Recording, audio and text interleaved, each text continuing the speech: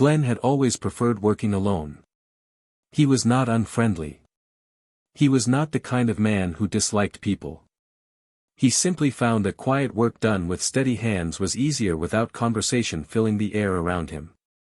His supervisor at the outpost knew this about him and had long stopped sending a partner along on routine maintenance runs.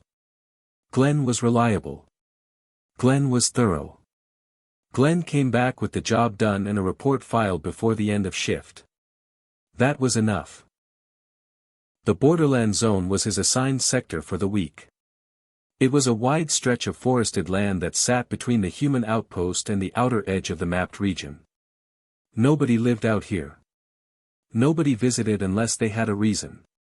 The trees were tall and old, their bark a deep gray-brown, their canopy thick enough to block most of the afternoon light. The ground was soft with old leaves and moss, and the only sounds were the wind moving through the high branches and the occasional distant call of something living far off in the trees. Glen moved along the marked maintenance path with his kit over one shoulder and his scanner in his hand. The path was a simple dirt trail kept clear by regular foot traffic from outpost workers. There were relay nodes every few hundred meters along it.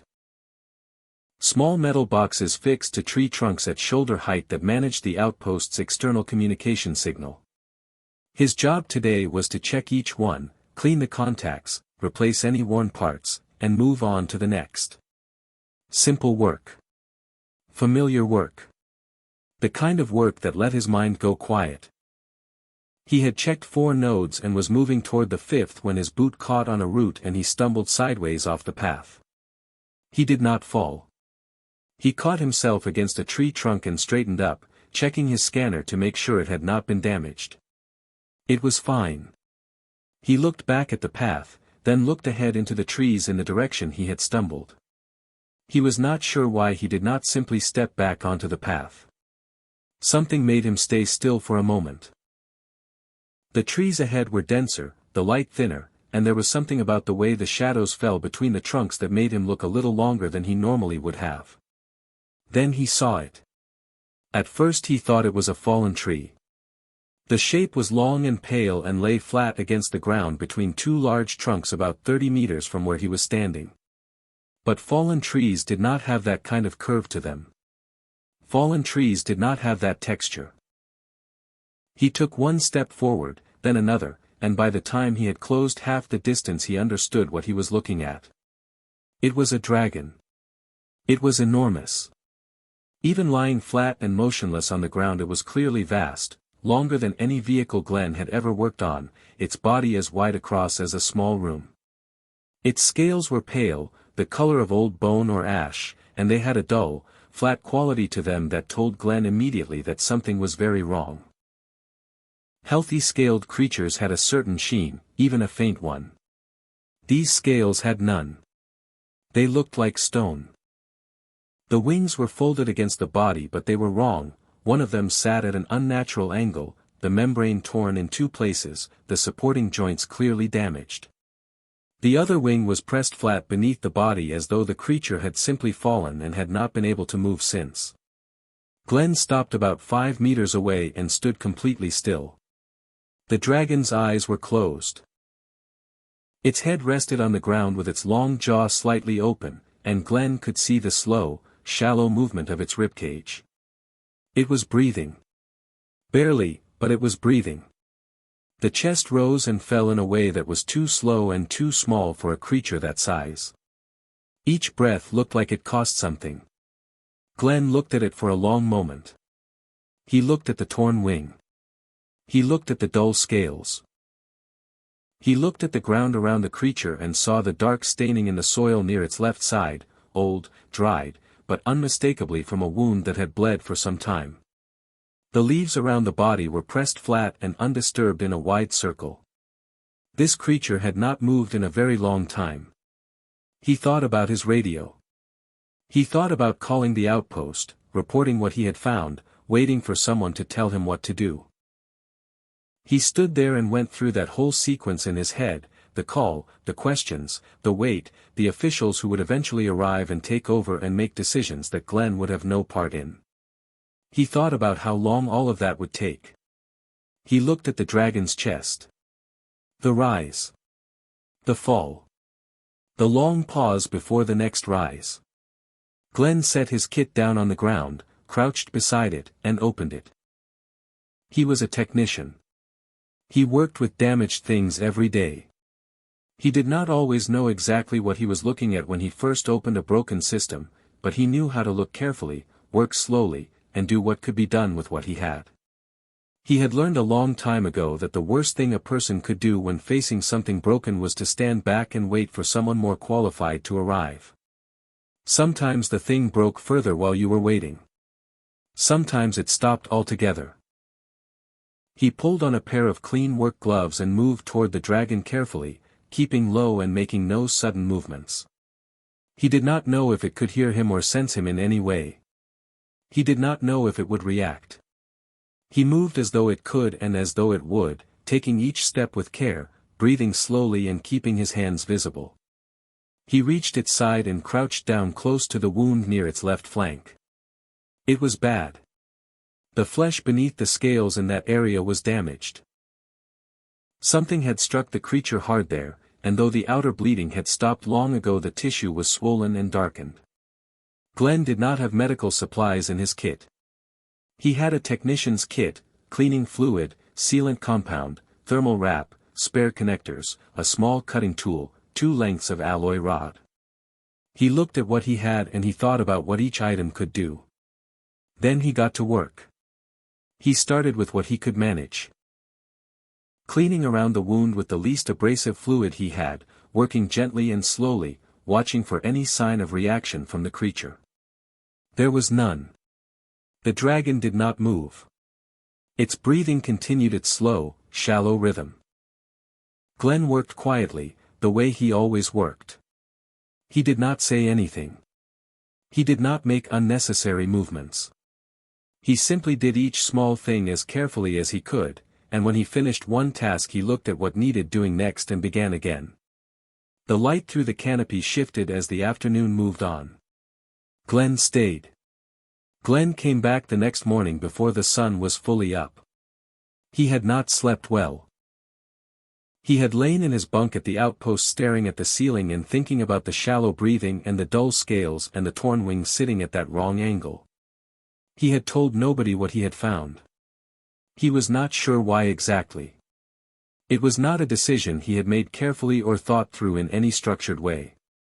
It was simply that when the evening meal came and his colleagues sat around the table talking about their day, Glen had eaten quietly and said nothing. And then the moment had passed and it had stayed unsaid. He rose early, packed a second bag alongside his work kit, and left before most of the outpost was awake. The walk through the borderland trees was different in the early morning. The light came in low and pale through the canopy, and the air was cool and still. Glen moved along the marked path until he reached the spot where he had stumbled the day before, and then he stepped off the path and walked between the trees toward the clearing.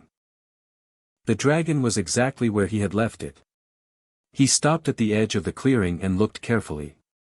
The pale shape was still and vast in the dim morning light. For one long moment Glen watched the ribcage.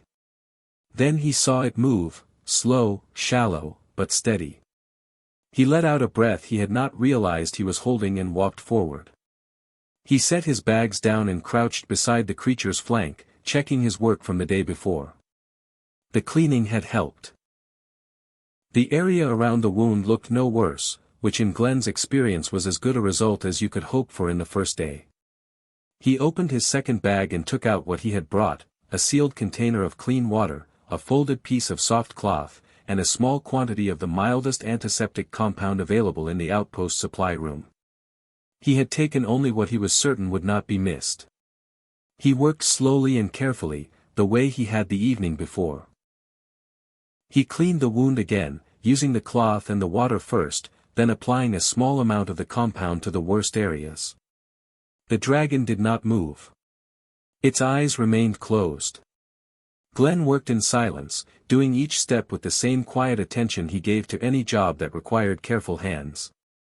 When he had done what he could with the wound, he turned his attention to the wing.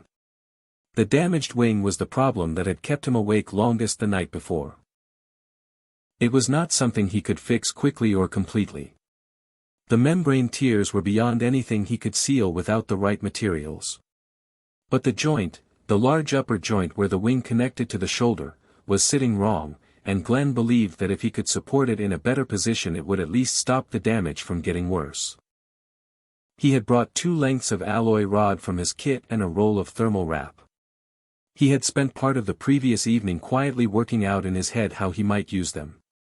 He moved to the wing and studied it for a long time before touching anything. Then, working very slowly and with as much gentleness as he could manage, he began to construct a simple support. Bending the rods carefully to follow the line of the joint, then using the thermal wrap to fix them in place against the wing structure. It was not elegant work. It was the kind of solution that a technician came up with when the right tools were not available, practical and imperfect and held together more by patience than by precision. It took him a long time. When it was done he sat back on the ground and looked at it. It would hold.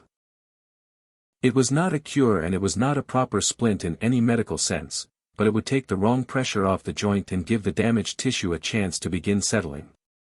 That was all he could offer right now. He looked at the dragon's face. The long jaw. The closed eyes. The slow breath moving in and out. He said quietly, to no one in particular, that it was not the neatest work he had ever done but that it would do for now. He picked up his bags and walked back to the outpost to begin his shift. He came back that evening. And the morning after that. And the evening after that. The days built into a pattern. Glen's colleagues noticed that he was leaving early and returning to the outpost with a quietness about him that was different from his usual quietness, more focused somehow, more settled. Nobody asked him directly. The outpost was a small community of people who had all chosen work that involved long hours in isolated places, and they understood without discussion that some things a person kept to themselves. On the 3rd morning Glen arrived to find the dragon's eyes open. He stopped walking when he saw it. The eyes were pale silver, a light, clear color that caught the morning light in a way that was startling. They were open and they were looking directly at him. Glen stood still for a moment, then continued walking forward at the same pace as always, keeping his movements steady and calm. He set his bags down, crouched beside them, and began unpacking in the same order he always did. He talked while he worked. He was not sure when he had started doing this. It had happened gradually, the way most habits do. He had begun by narrating what he was doing, saying aloud each step of the cleaning process, explaining why he was doing it, describing what he was looking at and what he thought it meant. He told himself it was simply a way of keeping his own thinking clear. But in truth it was also because the silence of the clearing felt very large, and Glen's voice made it feel smaller. He talked about the work. He talked about the outpost and the relay nodes and the particular difficulty of replacing a contact fitting in cold weather when your hands were stiff. He talked about the town where he had grown up, a small, ordinary place far from anywhere significant, with a river that flooded every few years and a market that operated on the same corner every weekend without fail. He talked quietly and without expecting any response. The dragon watched him. This continued for several days. Glen would arrive, work, and talk. The dragon's silver eyes would follow him around the clearing, tracking his movements with a steadiness that Glen found more comforting than unsettling. It felt like being watched by something that was making up its mind slowly and carefully. Glen respected that. He had never been a person who rushed to conclusions himself. On the 6th day the dragon made a sound. It was low and came from deep in the chest. A slow, resonant sound that Glen felt as much as heard. He paused in what he was doing and looked up. The silver eyes were on him. He looked back at them for a moment, then nodded once as though they had agreed on something, and returned to his work. The sound came again the following morning. And the morning after that. Glen began to understand it as acknowledgement. He could not explain exactly how he knew this. He simply knew it the way a person sometimes knows things that cannot be fully put into words, through pattern and repetition and something quieter than logic. He started calling the dragon Veilthorn. He did not know where the name came from.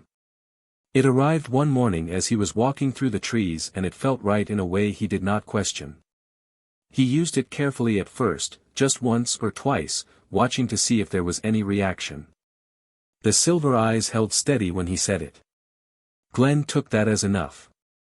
Glen arrived at the clearing on the 9th day the same way he had arrived on every other day.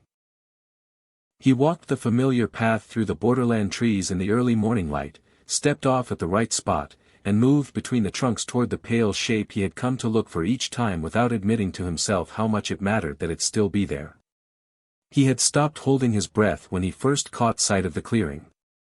That particular anxiety had faded somewhere around the 5th day, replaced by something quieter and steadier that he could not quite name. Veilthorn was awake. The silver eyes were open and watching before Glen had even fully entered the clearing. This had become normal. The dragon tracked him from the moment he appeared and followed his movements all the way to the spot where he set his bags down. Glen had come to find this comforting in a way that would have been difficult to explain to anyone who had not spent time being watched by something ancient and enormous and completely calm. He crouched beside his bag and began unpacking in his usual order. Clean cloth first. Water container. The antiseptic compound. He had managed to bring a small additional supply of thermal wrap that morning, taken from a storage shelf that nobody checked regularly. He laid everything out on the ground beside him and began preparing for the wound cleaning. He was talking as he worked. He was telling Veilthorn about a problem he had found with one of the relay nodes the previous afternoon. A corroded contact fitting that had been sending a weak signal for what looked like several weeks without anyone noticing. Glen had noticed because he noticed everything that was slightly off. He was explaining how he had cleaned the corrosion and replaced the fitting and how the signal had immediately returned to full strength, and how satisfying that particular kind of fix always was, when Veilthorn spoke. Glen stopped.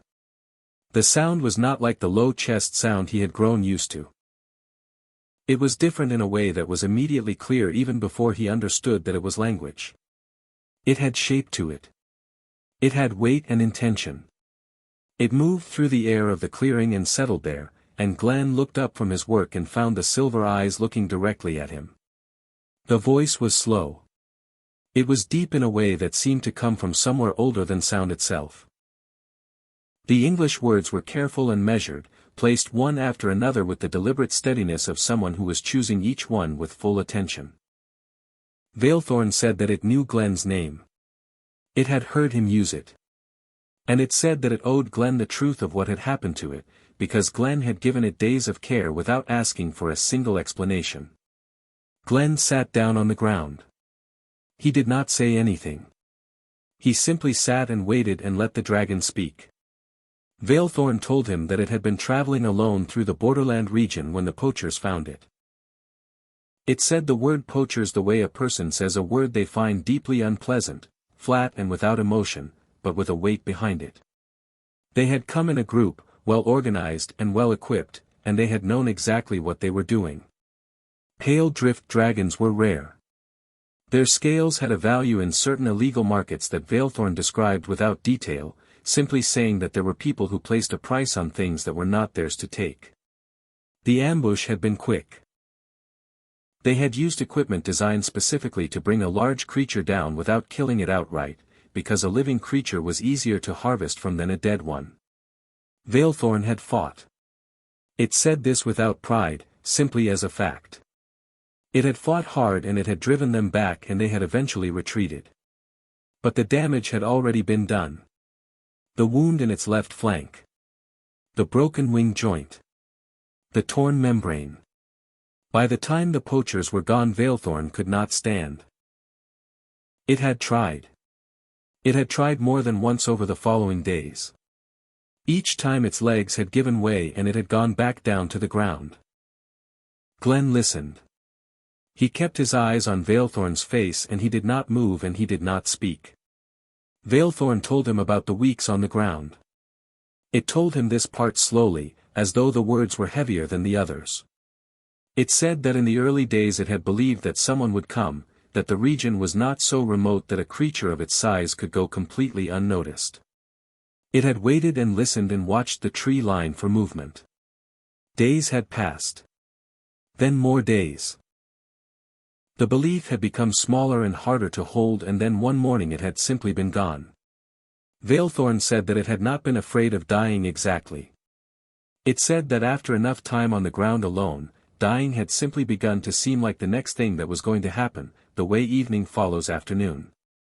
It had stopped expecting anything else. And then Glen had appeared between the trees. Veilthorn was quiet for a moment after saying this. The clearing was very still.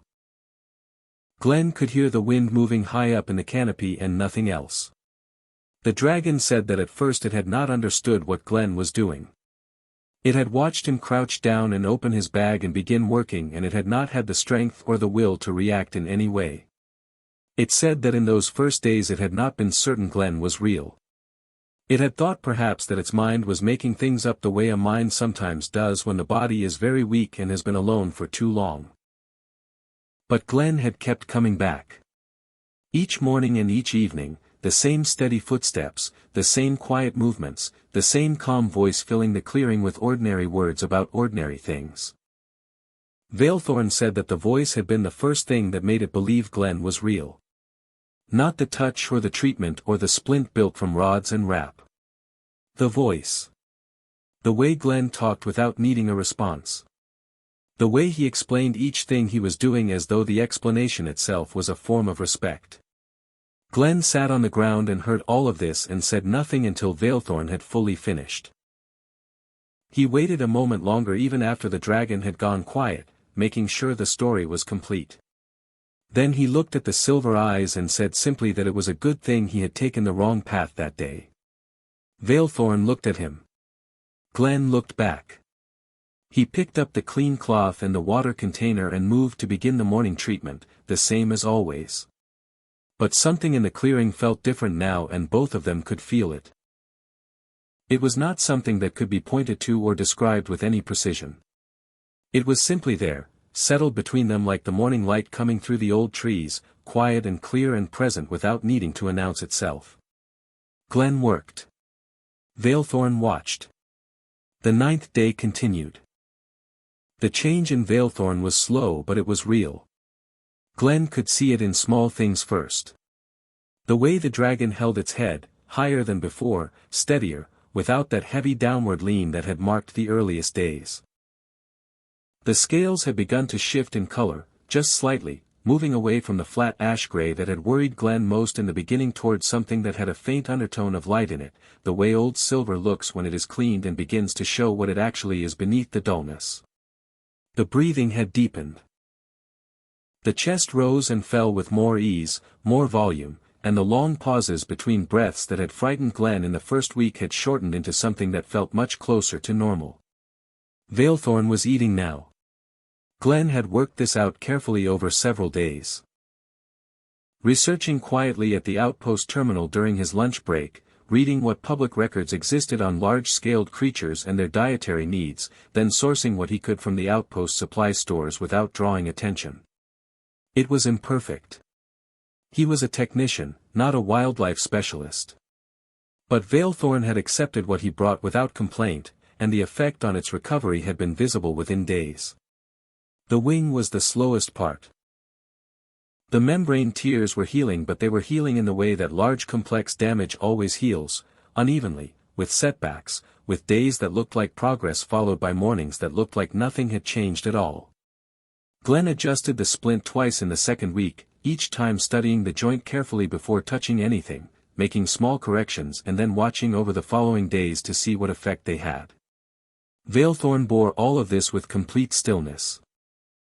It had stopped making the low acknowledgement sound and had begun instead to speak in short careful sentences during the treatment sessions, commenting on what Glen was doing, asking occasional questions, sometimes simply observing things about the clearing or the weather or the quality of the morning light in a way that felt like ordinary conversation.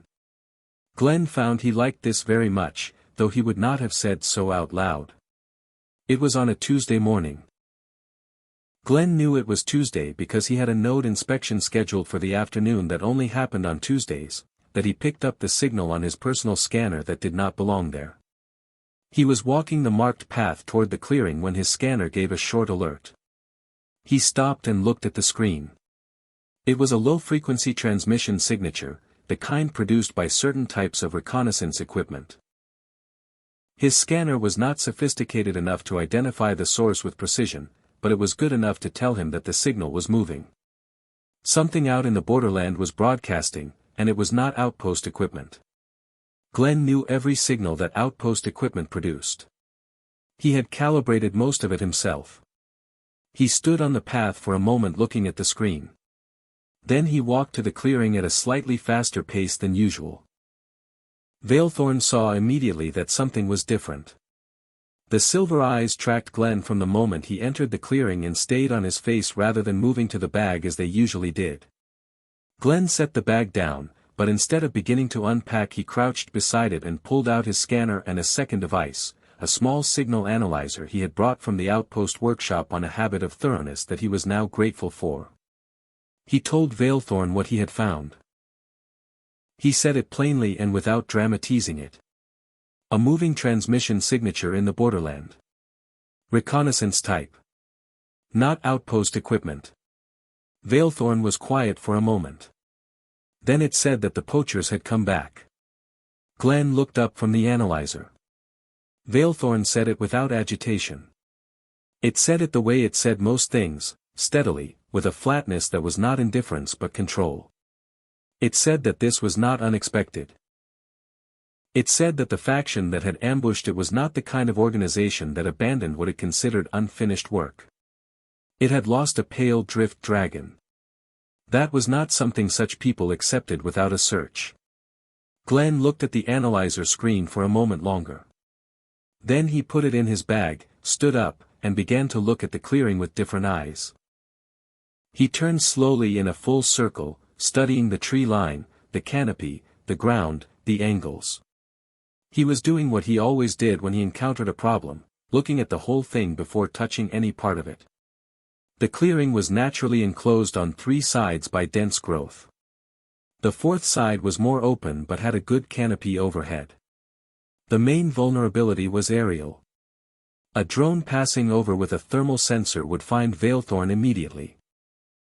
The creature was enormous and warm and would stand out against the cool ground temperature like a light in a dark room. Glen started working. He went back to the outpost that morning and signed out equipment against his maintenance allocation, signal dampening mesh, used for reducing electronic interference around sensitive relay nodes. He signed out 3 rolls, which was within his authorized amount. He also took 2 additional reels of thermal wrap, a box of anchor pins, and a portable signal emitter that was listed in the stores as a waiting disposal. He spent the rest of the morning and most of his lunch break rigging the clearing. He worked from the canopy down, using the anchor pins to fix the signal dampening mesh between the high branches in a loose overlapping layer that would break up thermal readings from above without being visible from the ground outside the tree line. It was slow work and it required him to climb, which he did carefully and without rushing. He fixed the mesh in 4 sections, overlapping the edges and pinning them to branches at intervals that gave the coverage he needed. Then he dealt with the open side of the clearing. He used the portable signal emitter, set to broadcast a low-level static signature on the same frequency band as the transmission he had detected, and fixed it to a tree trunk at the clearing's edge, angled outward. It would not fool sophisticated equipment for long. But it would create enough interference to make the clearing look uninteresting on a basic reconnaissance pass. That was all he needed it to do. He set 3 sensor alerts at the approaches to the clearing. Simple tripwire-style devices built from spare scanner components, each one set to send a quiet signal to his personal unit if something large passed through.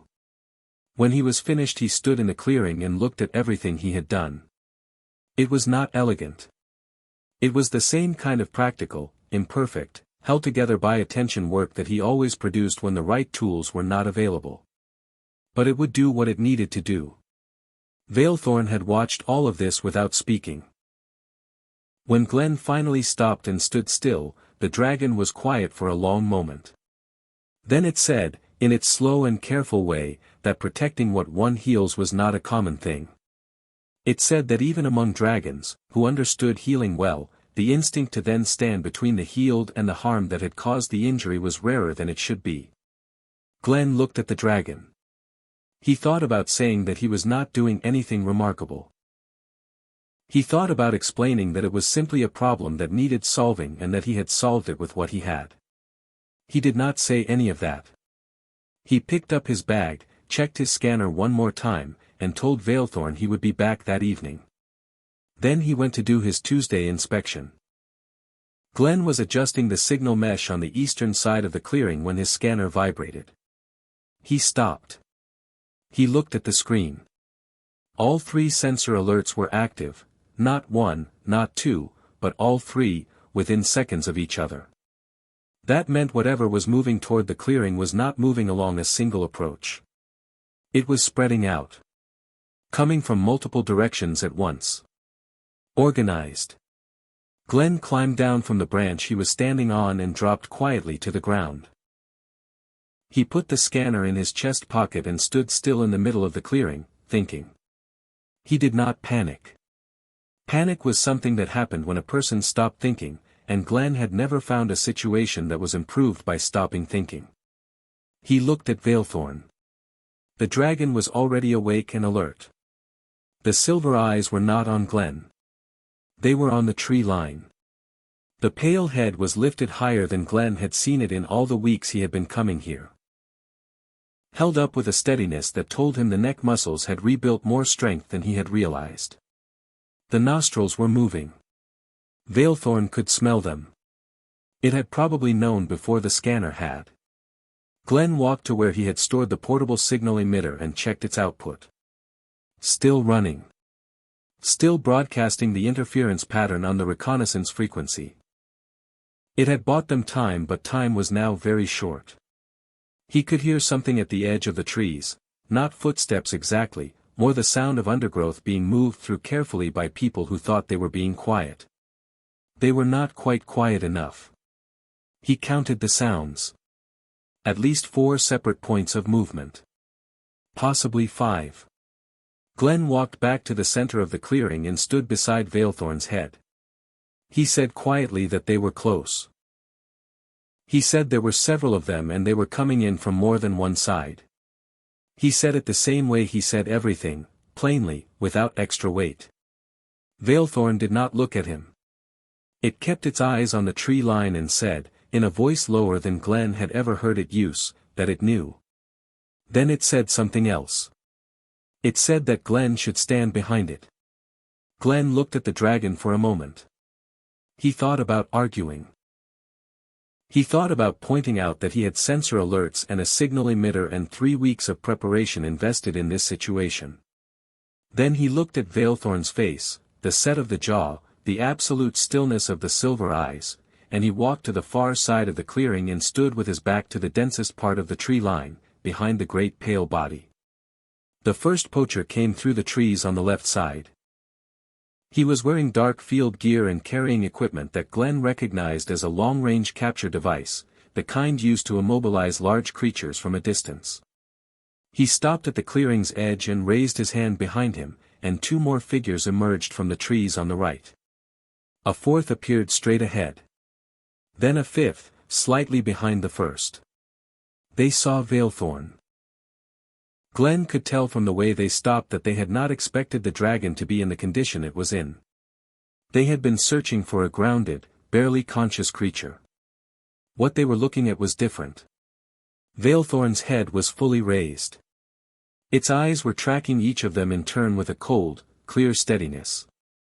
Its scales, and Glen noticed this with a quiet amazement even in that moment, had shifted again in color. They were bright now. Pale and bright, the way moonlight looks on still water. All the dullness was gone. The lead poacher raised his capture device. Veilthorn stood up. It was not a fast movement. It was slow and it was enormous and it filled the clearing in a way that seemed to change the size of everything around it. The legs unfolded and straightened and the great body rose from the ground for the first time in all the weeks Glen had known it, and the height of it. The full, real, actual height of a pale drift dragon standing on its own legs, was something that hit Glen in the chest like a sound too low to hear. Then the wings opened. They came out slowly, the same way the rest of the movement had been slow, deliberate and complete and without any hesitation. The damaged wing had healed enough. Glen could see that it was not perfect, that there were still places where the membrane sat differently than the other side. But it opened. It spread wide and full, and the pale color of it caught the morning light that came through the canopy and threw it back in every direction, so that for a moment the whole clearing was bright with reflected white light. Veilthorn did not roar. It did not lunge forward or make any aggressive movement. It simply stood at its full height with its wings spread and looked at the 5 people at the edges of the clearing. The lead poacher took one step back. Then he turned and went into the trees. The others followed. Not running exactly, but moving fast, the way people move when the part of their mind that is older than thought tells them to go and go now. The capture devices went with them. The dark field gear disappeared into the undergrowth. Within 30 seconds the clearing was empty of everyone except Glen. And Veilthorn. The wings stayed open for a moment longer. Then they folded, slowly, carefully, the damaged one settling with clear deliberateness. Veilthorn lowered its head. Not to the ground the way it had lain for all those weeks. It lowered it to Glen's level, moving it across the clearing until the great jaw was close to where Glen was standing, and then it rested its head gently against Glen's shoulder. The weight of it was real and warm and enormous. Glen stood very still and put one hand against the side of the pale jaw and did not say anything. Veilthorn spoke quietly. It said that Glen had given back something it had stopped believing it would ever feel again. It did not say what that something was exactly. Glen understood that it did not need to be named. Then Veilthorn lifted its head and looked at him and asked if he had ever been above the trees. Glen said that he had not. Veilthorn lowered its body in a slow and careful movement that Glen understood was an invitation. Glen looked at the broad pale back, at the base of the neck where the scales were smooth and close together, and he felt something he almost never felt, a moment of complete uncertainty about what to do next. Then he climbed up. Slowly and carefully, the way he did everything. Veilthorn rose. The trees dropped away below them. The canopy became a wide green surface and then something smaller, and the borderland spread out in every direction, and the outpost appeared in the distance as a small collection of gray shapes, and the sky opened up above them enormous and blue and full of morning light. Glen held on and looked at all of it and said nothing because there was nothing that needed saying. The flight was short. Veilthorn brought him back to the clearing and lowered carefully, and Glen climbed down and stood on the ground and felt the solidity of it under his boots. Veilthorn looked at him for a long moment with the silver eyes. Then it turned. The wings opened again, fully, both of them, wide and pale and bright. 3 heavy steps and then it rose, clearing the canopy in one long movement, and the sky took it. Glen watched it climb. He watched it become smaller. He watched it move through a high bank of cloud and disappear. He stood in the clearing alone. The signal mesh was still pinned between the branches above him. His bag was on the ground where he had left it. His scanner was in his chest pocket. Glen stood and looked at the sky for a very long time.